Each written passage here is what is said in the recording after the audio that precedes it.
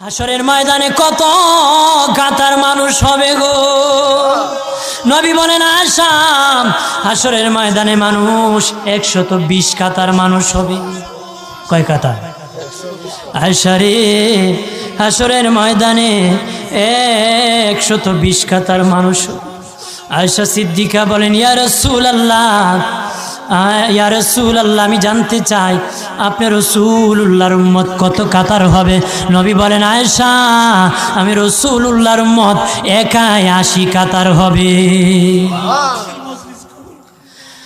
আয়েশা বললেন ইয়া রাসূলুল্লাহ, অগাদিরে নবীজি 80 কাতার দিয়ে আপনার উম্মত হবে, আপনার উম্মতকে কেমনে আপনি চিনবেন? নবী বলেন আয়েশা রে, আমার উম্মতকে 3টা পরিচয় আমি চিনব। 1 নম্বর পরিচয়, আমার উম্মতের কপাল থেকে নূর চমকাবে, নূর চমকাবে। নবী বলে বাবা সাহাবীরাম, অসংখ্য ঘোড়ার মধ্যে যদি কিছু চান কপাল্লা ঘোড়া হয়, এইগুলা চিনতে বড় সহজ হয়। চান কপাল্লা ঘোড়া চিনতে বড় সহজ।